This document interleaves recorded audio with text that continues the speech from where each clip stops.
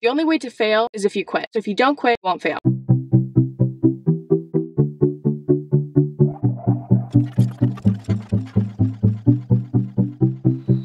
This is the third and final video of this series, and I'm going to go further than just how to have a good relationship with yourself. I'm going to go into the tools that I use to have a life that is fulfilling for me. I used to care about what everyone thought about me. Everything was ego driven. If I work for this company, oh my gosh, will they think I'm so cool? If I do this, this is like what they want me to do, right? I would just constantly tell myself these things, and this is the happiest I've ever been in my life. And I was severely depressed for a very long time, not wanting to wake up. It's a very dark hole to be in when you're just living day by day and thinking, okay, do I have to do this again? Just nothing made me happy. And it was this one mindset switch where I realized I don't have to do things that people want me to do. I'm allowed to do things that I want to do. And as long as I'm meeting the basic needs of my life, we're good. You know, like it's okay. The first thing about having a good relationship with yourself, honestly, the first two parts of having a good relationship with your body and having a good relationship with other people, I think naturally will make it really easy to have a good relationship with yourself. My experience, I love my body. I love everything it can do for me. I like the shape that I'm in. I have no complaints, honestly. The one thing I'm insecure about, and I'll be honest with you guys, is I have scars because I had a pot of coffee dropped on me when I was younger. That's my one insecurity. And as I get older, I don't care as much because I can't control that. I was 1 year old, wasn't my fault. I spent time in the ICU. It was a very bad situation for me. And the fact that I was a baby and I can't control if someone drops boiling water on me, I can't spend my whole life being insecure about that, you know? And it's also very minimal because I've had a burn in plastic doctor for my whole life. Basically my whole life, because it happened when I was 1. You know, I was around a lot of kids who had it a lot worse. So that's like my one insecurity. But besides that, more that I just love myself and I love my body for what it can do for me, I don't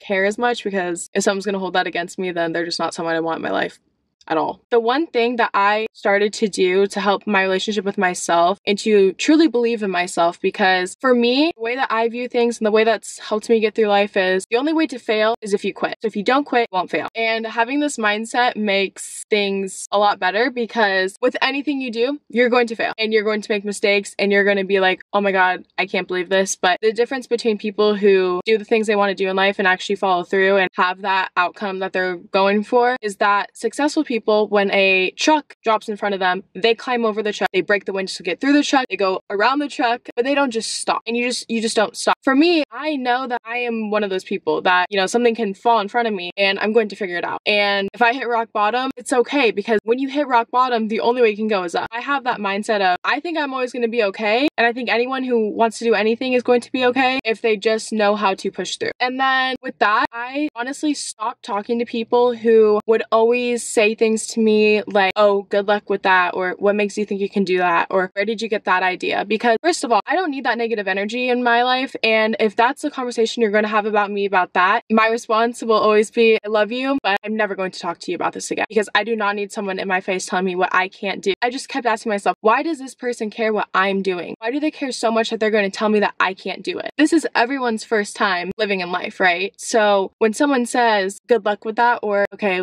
like, how are you going to do that? That makes no sense. Yeah, I mean, sure, they've probably never done it before. If I talk to someone who's done it, they're not going to say that, right? So I honestly just stopped talking to people about a lot of things because I am good. I believe in myself, and the people I talk to about my ideas are the people that I'm working with. I think it is really good until you have something to teach to not talk about what you're doing at all, because it's more of an ego boost when you say, I'm going to do this, and someone's like, oh my God, that's so amazing, I can't wait, but you haven't done it yet. So I've just learned to just shut up, honestly. I stay pretty quiet about what I'm doing. No one knows really what I'm doing besides, again, people I'm working with. Outside of that, if you have something you want to do, keep feeling like people are discouraging you to do it. From my experience, the best thing to do is to not tell those people anymore, because I don't need that energy in my life. I'm stubborn, so I know that even if someone's like, can't do that, I'm still going to do it because that's how I am. I'm a stubborn person with things like that, but I know that it can be hard for a lot of people. That's one thing. For me personally, this is unfortunate, but there's a piece of it that was fortunate for me. I have really thick skin because I was treated very badly as a kid. I was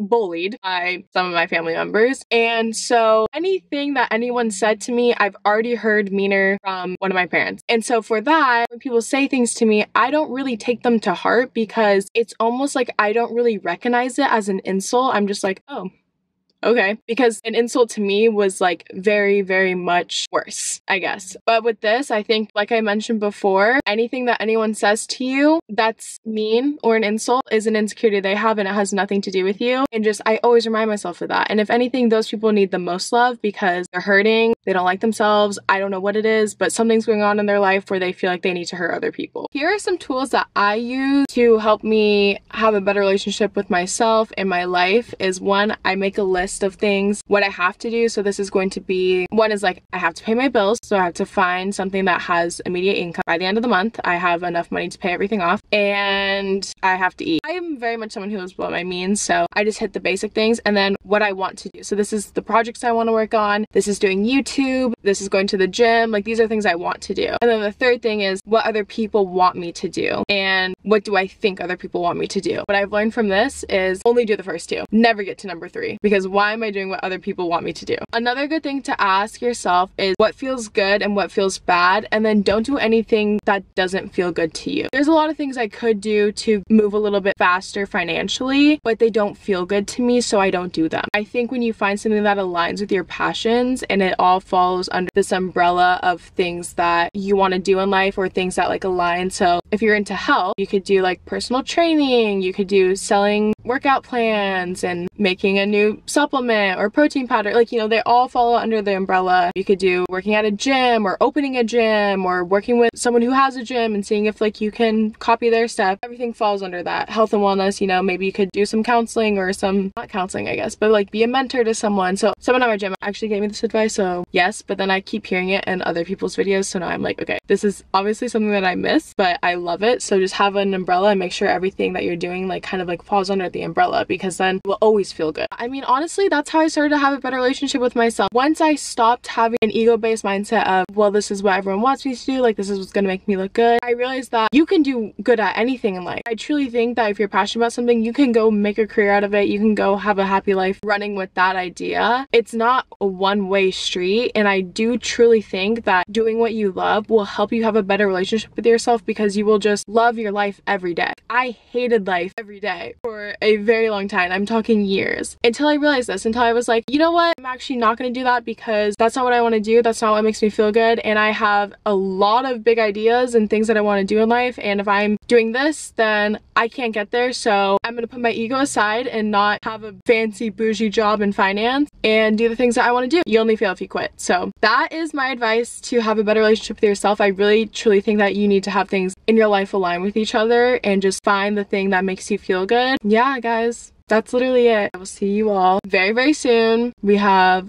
a lot of videos coming up. If you have any video suggestions or anything you want me to talk about, let me know. And if not, I will see you in the next one.